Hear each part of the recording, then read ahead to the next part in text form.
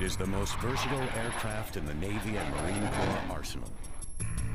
Combining the speed and agility of a fighter with the power of a light bomber, the F/A-18 is a lethal weapon, a marvel of modern aircraft design. It's every pilot's dream to fly one, but to reach these elite ranks, trainees must pass a series of rigorous tests.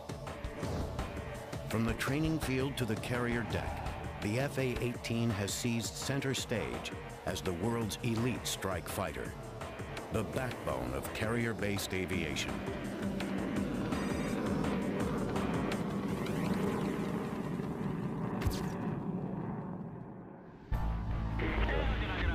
Thanks for 3-1, Josh. Approach Charlie, down 2-3, Call 3-1, go. Every day in the skies over hostile territory, squadrons of F/A-18s are on the prowl. This is the front line where the F/A-18 excels. Striking targets in support of troops on the ground and tracking the horizon for enemy fighters, these jets project power from thousands of feet in the air. And their reach extends to almost anywhere on the planet, because their home base is no ordinary airstrip. For the F/A-18, home base is a floating runway churning the waters miles offshore. This is one of the United States' 12 aircraft carriers, a fully functional airport at sea. Even after striking targets and risking the threat of enemy fire, these F/A-18 pilots can't rest until they bring their aircraft safely to a stop on board.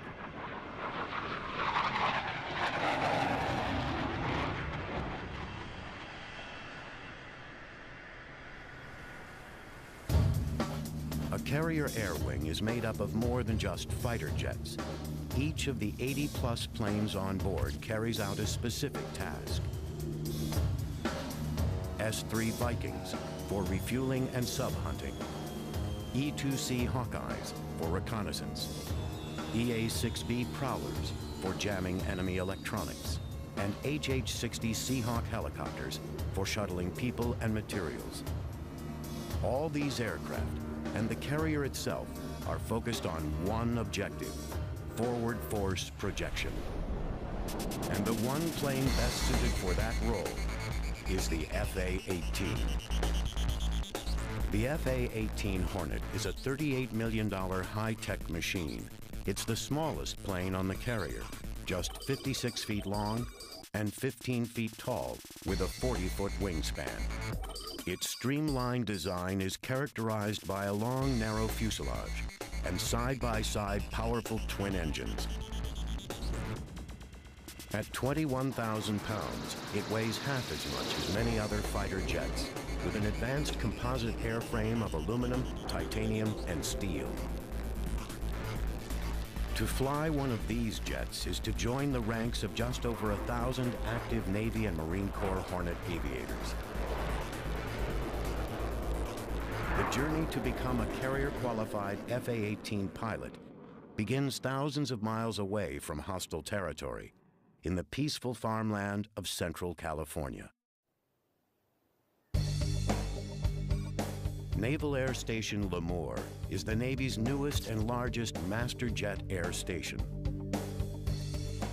The flat terrain and lack of neighbors makes Lemoore a perfect spot. Here, aviators who have passed their basic flight training learn how to fly the F/A-18. It's a mentally and physically challenging program. The newest class of trainees will undergo 300 hours of classwork and at least 300 hours more in simulators and training aircraft before they can even step into the cockpit of an F/A-18 jet. Lemoore's Flying Eagles of VFA 122 are among the best in the Navy when it comes to training elite aviators, preparing them for battle. A fleet replacement squadron trains the frontline pilots. That's what we do. The folks that we get into VFA 122 have never flown anything tactical, but when they leave here, they go right to a frontline fleet squadron. To forge elite pilots out of raw aviators, trainers here push their students harder than most other squadrons. We have roughly 100 students of some type in training at any one time here. We're flying probably more than we expected to, certainly more than anybody else expected us to the tune of 18,000 hours last year alone, where another squadron with a similar mission like this one typically would fly 12 to 13, maybe 15,000 flight hours. To put that in perspective, a fleet squadron on a very good year might fly 5,000 hours. Since the delivery of the first FA-18s in 1980, Lemoore has been known as the home of the Hornet. Nearly 365 days a year, from the early morning on, the skies over Lemoore echo with the deafening roar of FA-18 jet fighters. The FA-18 that these trainees hope to fly is a much more sophisticated machine than earlier Navy jets. During the 1960s and 70s, the Navy was launching two formidable workhorses from its aircraft carriers. The F-4 Phantom was a reliable, fast, powerful fighter designed for air-to-air combat. Capable of reaching speeds of almost 1,500 miles per hour, it could carry a deadly array of weapons. The A-7 Corsair was a slower armored jet, a lethal light bomber that could deliver a 15,000-pound payload. Combined, the two planes flew hundreds of thousands of combat sorties in military operations all over the world. But by the mid-1970s, the F-4 and A-7 were aging and nearing the end of their useful lives. The Navy needed newer, higher-tech aircraft able to handle the demands of modern warfare. The Navy conceived of the FA-18 in order to replace both the F-4 and A-7 in one combined strike fighter design and thereby free valuable space on its aircraft carriers. As a result, the FA-18 is the first jet designated both F for fighter and A for attack. The deployment of a multi-role strike fighter had been a long-time goal for the Navy, and the FA-18 has fulfilled that goal and more. While past planes like the F-4 could be configured as either a bomber or a fighter for a single mission, the FA-18 can fill both roles simultaneously. The beauty of the F-18 is that you can carry a number of weapons across the wing, 6, 7, 8 weapons that can all be independently targeted on separate aim points in a target area. In the past, you may have needed, a whole strike from a carrier to be able to do that. Now you just do it with one airplane. The FA-18's multi-role capability has made it the mainstay of the carrier air wing. And like all Navy planes, it still has to meet the tough requirements of fleet aviation. On the deck of an aircraft carrier, FA-18s undergo constant structural stress caused by the violence of landing. But they're built to take it. I think what you'll notice, versus an Air Force aircraft, is just look at how beefy the landing gear are on any Navy airplane. And that's just to withstand the shock of coming down at about a descent rate of 750 foot per minute rate of descent, flying that 3-degree or 3.5-degree glide slope. The landing gear is built to withstand that shock. With 15 years of FA-18 experience, Dan Dino Martin knows full well the challenges of fleet aviation. He's successfully touched down on carriers over 400 times. Landing an FA-18 is the equivalent to bringing a loaded semi-trailer from 150 miles per hour to a full stop in less than 3 seconds. The FA-18 is also built to sustain a punishing takeoff. Another thing you'll notice about the aircraft, the nose gear is going to be real beefy, but what's this ugly looking thing right here hanging off the front of the nose gear? That's our launch bar, and that is going to be hydraulically extended and retracted. It goes down into that shuttle, it goes down a cat track, and that shuttle grabs onto the tip of that launch bar, and that's what propels you down the catapult stroke.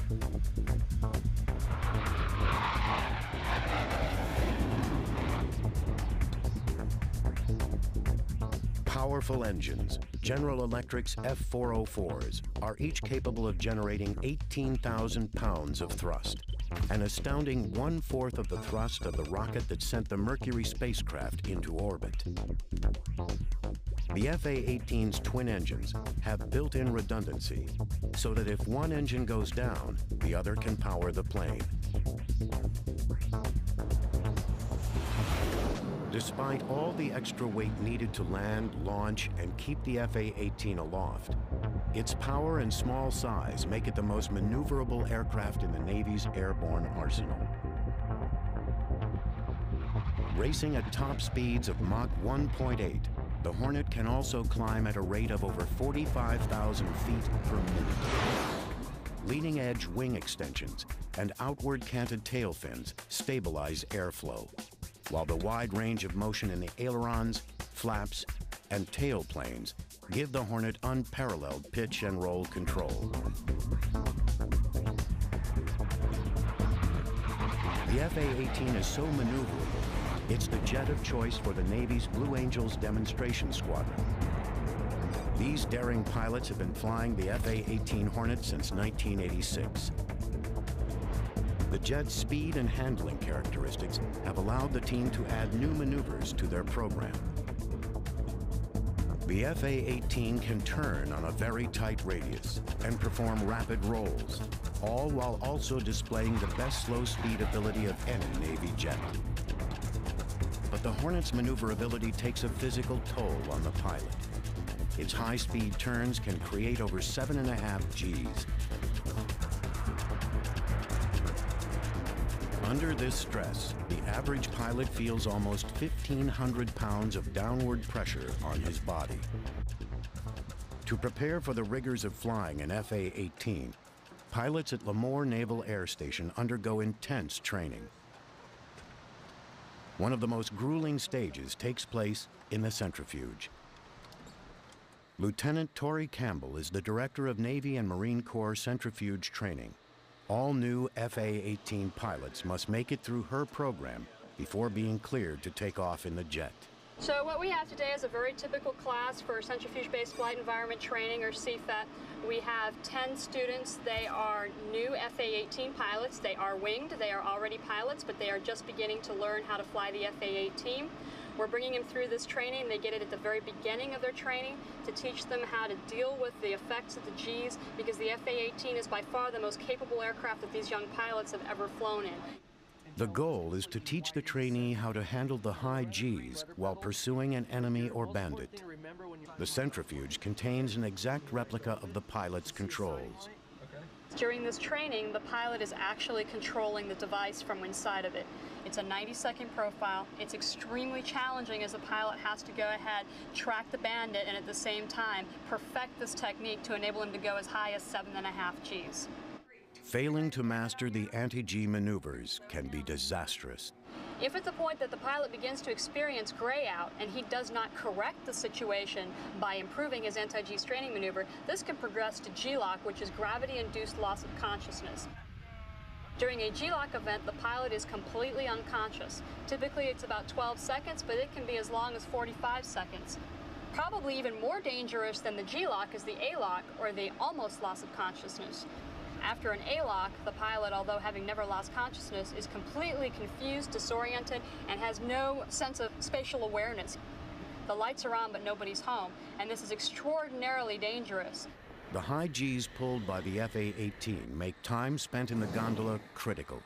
This is an extremely important part of their training. A lot of the training, the survival training the pilots get, is only if something goes horribly, horribly wrong. But for an FA-18 pilot, the skills and techniques that they're going to learn here today are things that they will use every single time they fly their aircraft.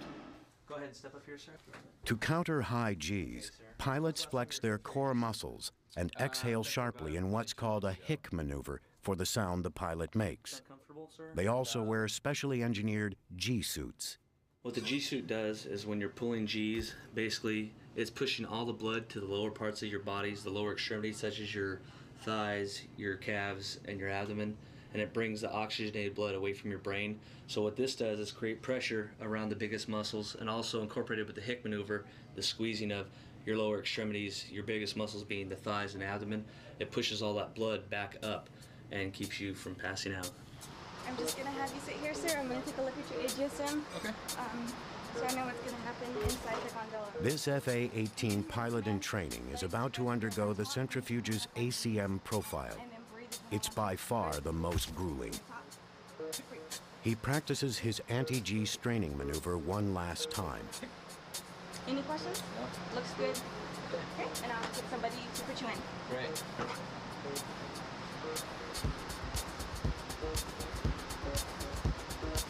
Go ahead and follow me, please.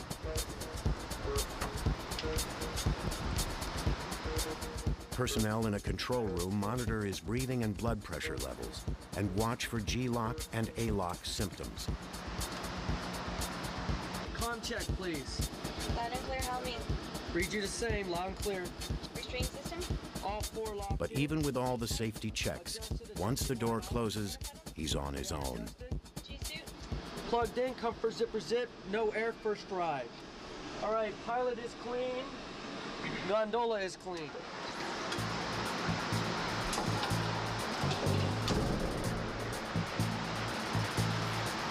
Sir, are you ready to go to idle? Yes.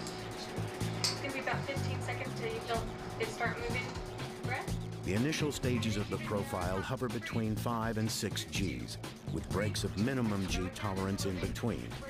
Then the pilot is taken to the FA-18's maximum G-force level. Rest up as much as possible. This next peak is 7.5. I want you to pull the stick back and get on top of the G's as quick as possible. Bites on, get a good prep, 7.5.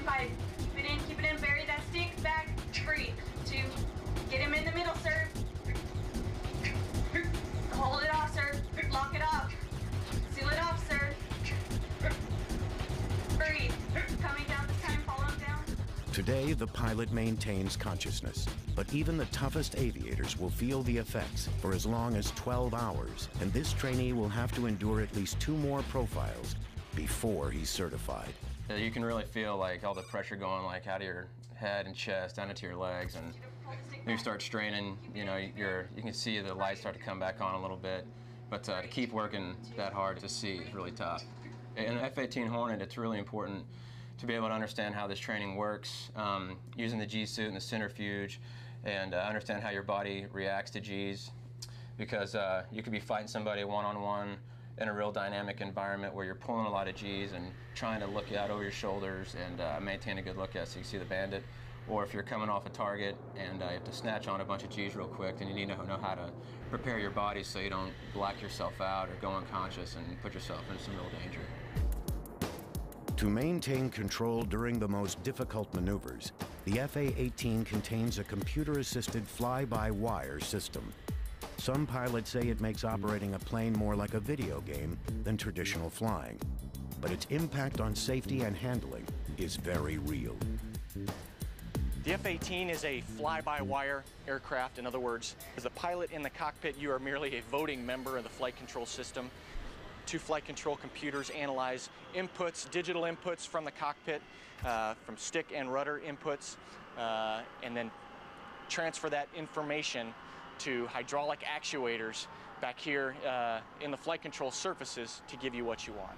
Merely a left turn isn't like in a Cessna where the ailerons, you know, rise to meet you. In other words, a left turn here, this aileron's going to come up and that aileron's going to go down and we're going to turn left. Well, that may not necessarily be the case in an F-18. The flight control computers are going to say, okay, he's going this fast and he wants to go left, so I'm going to move these surfaces this way to give him what he wants. The FA-18's fly-by-wire control takes the pilot's stick and rudder movements and interprets them. Separate computing systems evaluate the input and instantaneously decide what surfaces to move.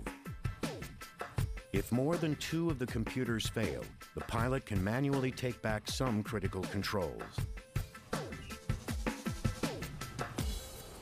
If the pilot does lapse into G-lock during a maneuver, the FA-18's flight system takes over, automatically leveling out the jet's path through the air.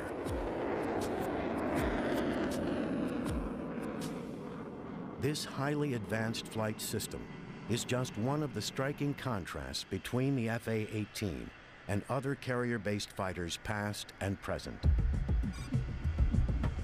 Perhaps the most legendary is the F-14 Tomcat. In speed, range, and sheer muscle, the F-14 is unmatched in naval aviation history. This fast, powerful jet was known as the king of the carrier deck for over 30 years. The last of the Tomcats came off the assembly line over a decade ago to be replaced by the more advanced FA-18. Compared to the Tomcat, the smaller, leaner Hornet almost looks fragile. But the FA-18 is anything but dainty. Since its first deployment, this powerful jet has flown thousands of successful combat missions. One of the FA-18's greatest strengths is its reliability. The FA-18 contains 50% fewer parts than the F-14. And fewer parts means the plane is easier to maintain. One floor down from the flight deck is the hangar deck. This is where planes go when they are in need of work.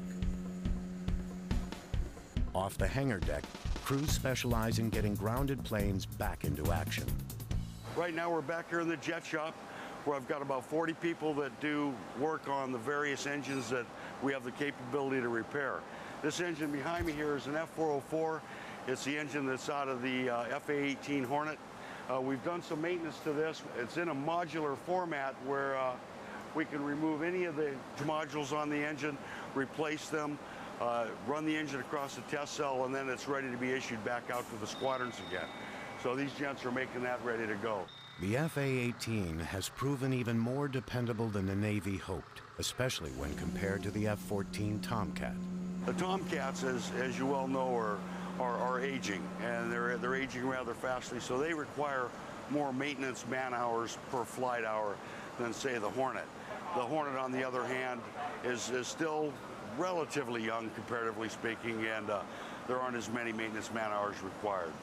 Tomcat maintenance squads must work almost 4 times as many hours to maintain their aging aircraft. When not undergoing repairs or routine maintenance checks, carrier-based FA-18s are either in the air or parked, wing to wing, on the flight deck. With as many as 80 planes aboard, and several at a time taking off or landing, the flight deck can become dangerously busy.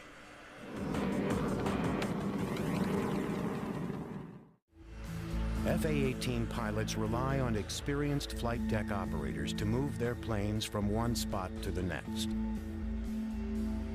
With the amount of activity on the flight deck, pilots and personnel have to be under constant alert.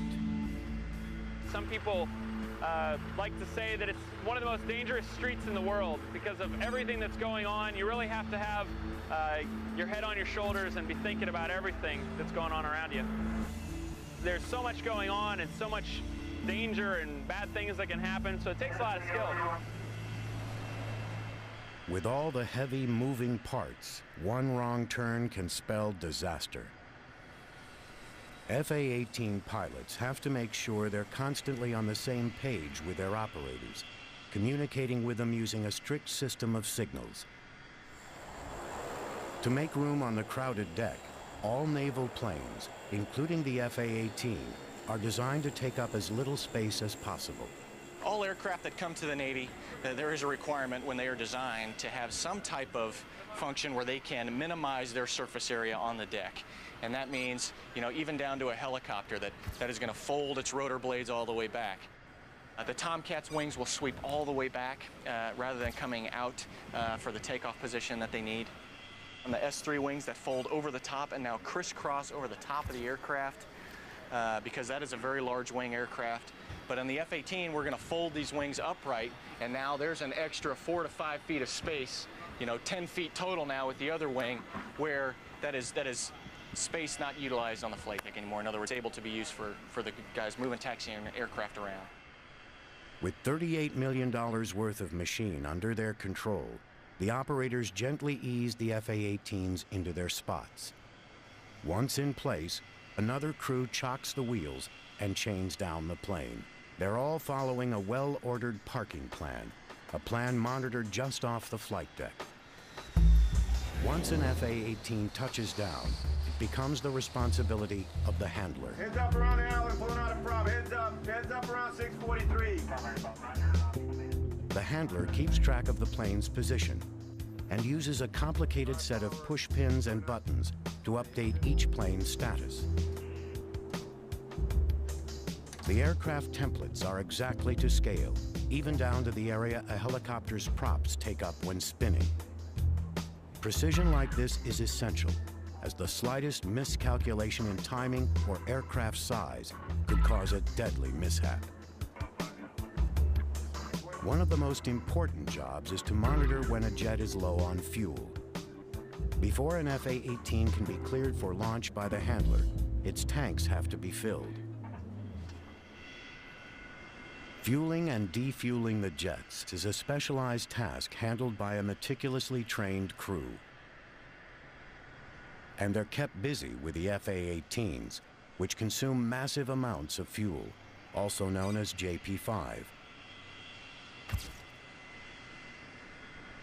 One criticism of the FA-18 is that it has a relatively small onboard fuel capacity of 1,600 gallons. To increase its range, it can carry 3 external tanks. You've got 3 drop tanks, which holds about 330 gallons worth of fuel, or 2,200 pounds. So just by adding those 3 tanks, we increase our fuel load by 6,600 pounds. We add the drag, but the amount of gas that we get outweighs the drag of pushing those through the air. Including its internal tanks, the FA-18 carries roughly 2,500 gallons of JP5. On a regular patrol, it can use almost all its fuel in just an hour and 45 minutes. And FA-18s really burn through their fuel on takeoff, and when they need sudden acceleration from their afterburners. The blast from an FA-18's afterburners is so hot, the protective jet blast diffractors on the flight deck are made of reinforced concrete, as metal would simply melt. With the afterburner, the hot gases that leave the turbine section are incredibly hot. So by throwing just fuel onto those hot gases, right, you get an instantaneous ignition. By opening these turkey feather nozzles, you allow those gases to leave at a very rapid rate, which results in a tremendous burst of acceleration. If I plugged in the afterburners, I'd probably be out of fuel in about 15 to 20 minutes. To keep the FA-18's hungry engines well fed, the carrier needs to keep a large supply of JP5 on hand. There's so much fuel on board, it serves as ballast to steady the ship and keep the flight deck level. Over a 6-month period, a carrier's planes can burn through almost 12 million gallons of JP5. To keep the jets fully fueled, the carrier rendezvous with a supply ship every 7 to 10 days. Fully fueled and operational, a carrier's FA-18 squadrons can fly over 100 sorties per day.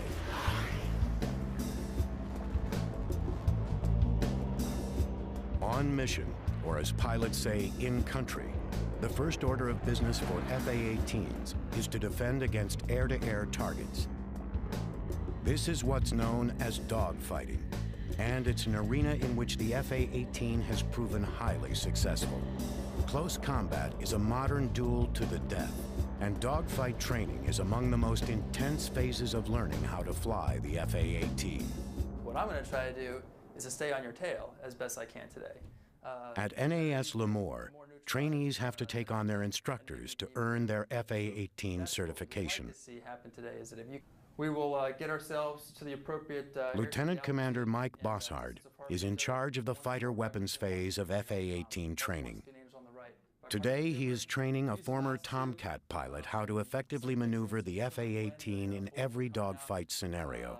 And once I get to the appropriate range, I'm going to call either a missile shot, or I'm going to call fights on. So if you ever lose sight of me today, just look right at your 6 o'clock position, and I'll probably be right there. Or you hope so. What do you say we go out there and have some fun? Sounds good.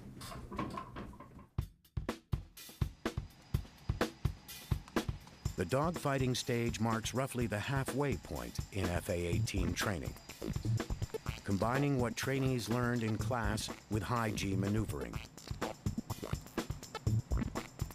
This is also the time when new pilots first challenge their instructors. Their game faces on, teacher and student prepare to square off. Before takeoff, the pilots personally ensure their jets are in working order. For the high-speed maneuvers of dogfighting, pilots need to be certain their jet will perform flawlessly under even the heaviest G-forces. All flaps, ailerons, and stabilizers are tested. The dogfighters taxi out, and the duel begins.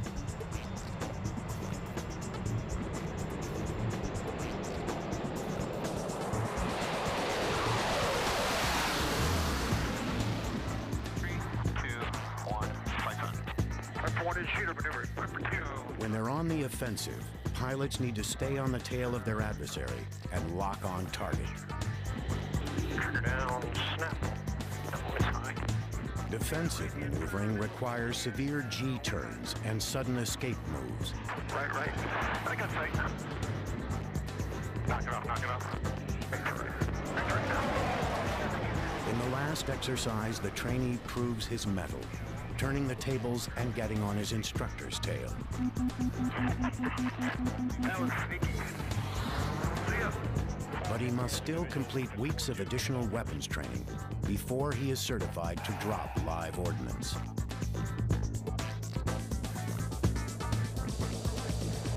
Among the FA-18's most lethal air-to-air weapons is the Raytheon AMRAAM, or Advanced Medium-Range Air-to-Air Missile. The AMRAAM is capable of being launched at well beyond visual ranges, in any weather, day or night. Its low-smoke, high-impulse rocket motor reduces the chance of enemy sighting and evasion, while its 45-pound warhead can take out any plane in existence. The AMRAAM's self-contained active radar seeker allows the FA-18 pilot to maneuver immediately after launch without disrupting the missile's path to its target. Just as deadly as the AMRAAM is the AIM-9X Sidewinder. The Sidewinder's strength is for shorter ranges than the AMRAAM. Its tracking device features a 180-degree periscope-like infrared seeker that can spot and chase targets.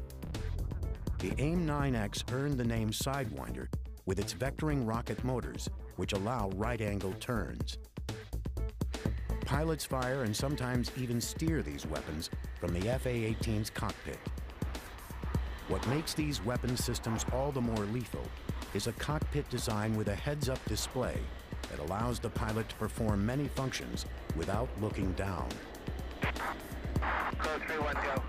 Code 3-1, I have a tanker down south. And almost every task a pilot needs to perform can be done without having to take his hands off the controls. Work area they use down there. Well, the biggest thing to note is hands-on throttle and stick, or HOTAS. I mean, everything you can do everything with just with your fingers while they're on the stick and throttle.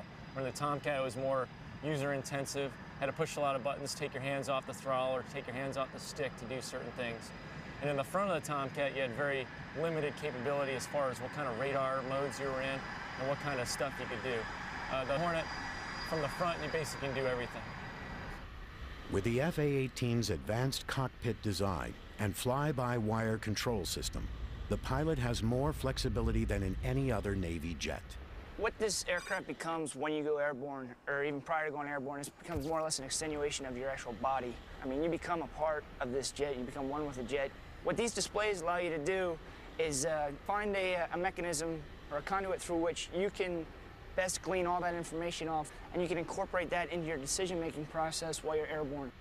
You get very comfortable hopping into this thing, starting it up, and launching off the front end of the carrier with it. To get this comfortable with their planes, future FA-18 pilots spend over 50 hours in a flight simulator at NAS Lemoore.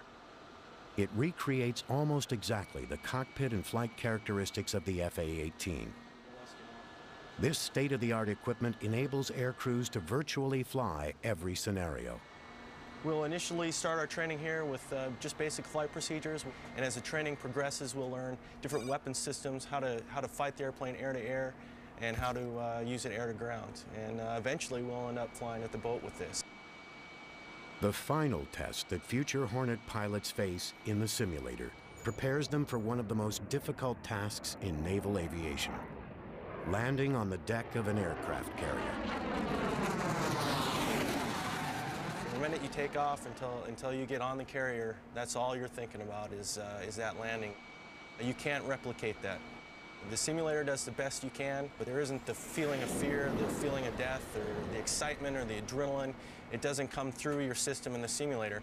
But what this will do is give you muscle memory.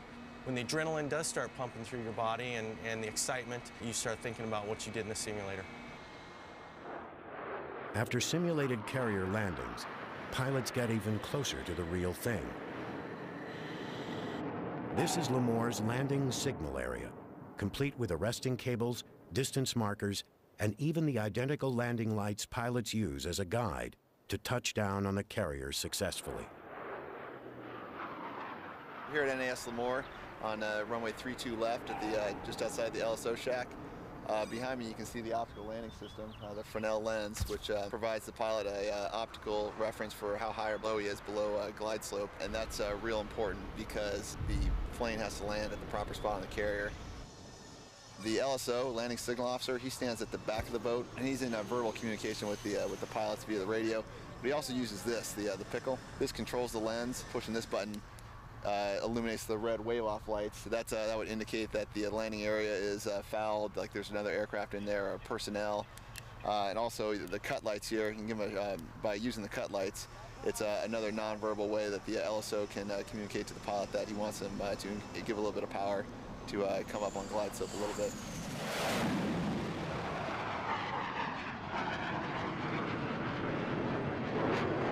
The runway at Lemoore's Reeves Field stretches for 13,500 feet, giving pilots plenty of landing room. On a Nimitz-class carrier, the landing strip is just 500 feet long. To bring an FA-18 to a complete stop, the pilot has to grab or trap one of 4 arresting cables. That means dropping the plane into a 40-foot box, ideally just 2 feet in front of the wire. Without some sort of arresting device, the jet would skid right off. Dropping 800 feet in just 15 seconds, the pilots have to keep the plane's nose up and maintain the correct attitude or angle of descent. Flying in at a minimum of 150 knots to avoid engine stall, FA-18 pilots aren't so much landing the plane as aiming it at the wire. As soon as he touches down, the pilot revs his engine in case he slips the wire. If he misses, he takes off, circling around to try again. During the day, the pilot can at least see the deck. At night, the carrier turns off all but a few lights to avoid becoming an easy target for enemies. Liquid vapor torches cast just small pools of light. The rest of the flight deck remains as dark as possible. From 3 miles away, the carrier looks like a pinprick of light. There's no way to tell which direction it's moving, and a fatigued pilot's eyes can easily play tricks on him. Pilots returning at night have often been aloft on missions as long as 6 hours. The extra fatigue leads to a greater chance of missing the wire.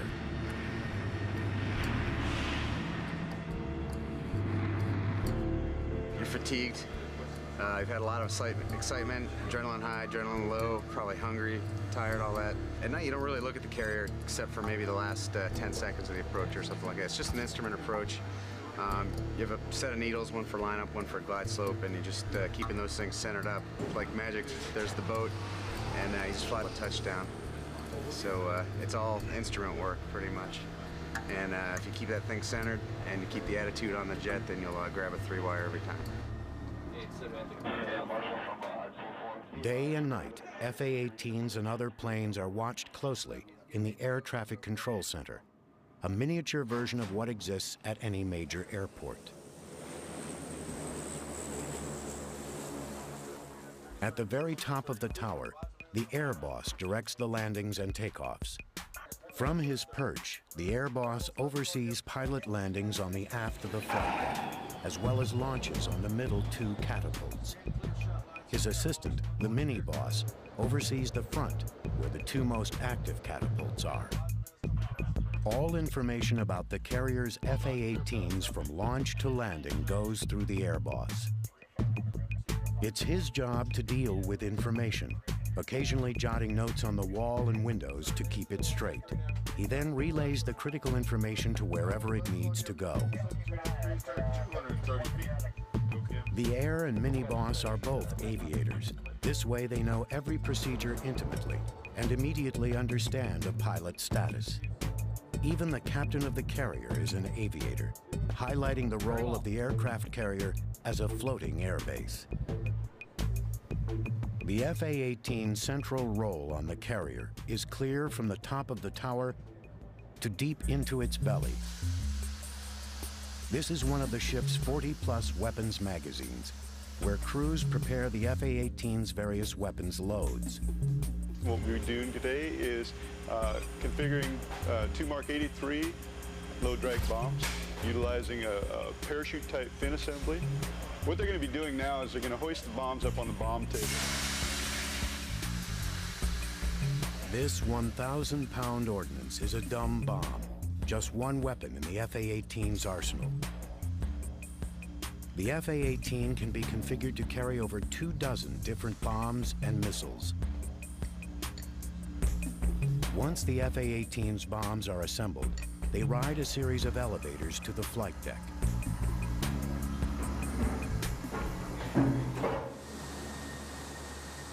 Here, the ordnance comes under the control of weapons inspectors.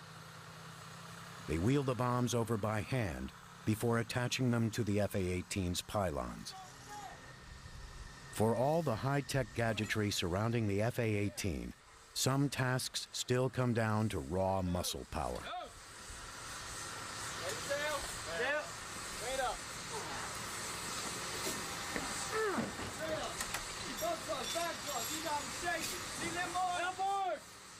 Although the bomb is not yet armed, it does contain almost 1,000 pounds of explosives. In past carrier disasters, fires have ignited the aviation fuel, which then set off the bombs. Today's bombs have extra insulation so that they can withstand short periods of extreme heat or fire. The last step is to add the fuse. The final arming of the bomb takes place only after the plane takes off. From inside the FA-18 cockpit, pilots throw a switch, activating them. Dumb bombs are just a small part of the FA-18 strike-ready arsenal.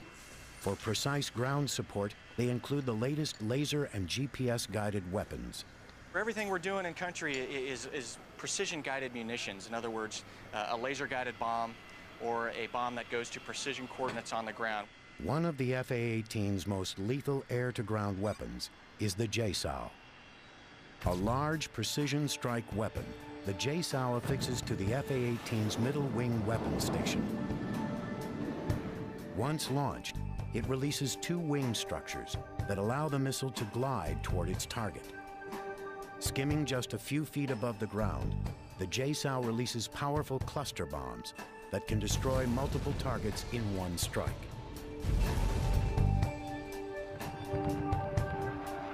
Equally lethal, but with different capabilities, is the HARM, or High-Speed Anti-Radiation Missile. Accurately hitting targets from well beyond visual ranges, HARM destroys enemy radar before the FA-18 can even be detected. The FA-18 can also be equipped with Maverick, SLAM, and Shrike missiles. as well as a host of guided and unguided bombs.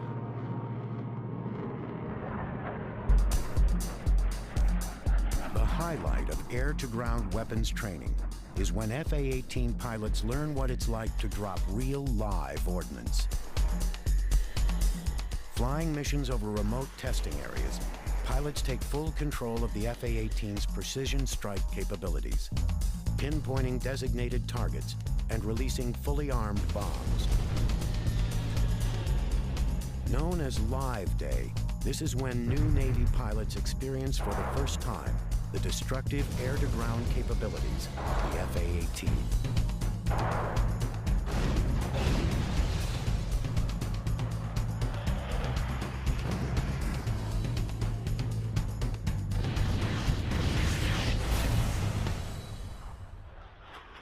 What makes the FA-18's weapons so lethal is the latest in targeting technology. Carrier-based Hornet squadrons increasingly employ deadly accurate infrared systems. This is a forward-looking infrared pod that the Navy F-18 carries, and what we do with that thing is now we are able to look via that sensor onto the ground to a specific target point, find a building, maybe even an urban environment. Now I can turn on some laser energy withheld in that pod, laser designate that target, and now my laser-guided bomb goes to that laser energy, and now I get a probability of impact within about 13 feet. FA-18s also track targets using highly advanced radar technology, housed in the nose of the plane.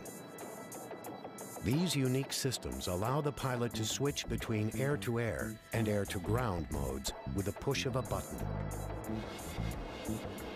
Integrated into an electronic network, the FA-18 takes on a central role in frontline operations. Through satellite data link, the radar, map, and weapons displays of the FA-18 cockpit can be seen by fellow aircrew, as well as commanding officers in the carrier strike group. The frontline FA-18 becomes the eyes and ears of an integrated battlefield.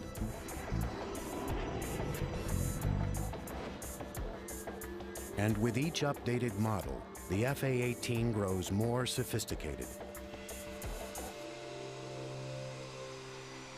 At Lemoore, the latest class has spent 9 months preparing for battle. As they set out for the fleet, the most recent graduates take control of the next generation of FA-18, the Super Hornet.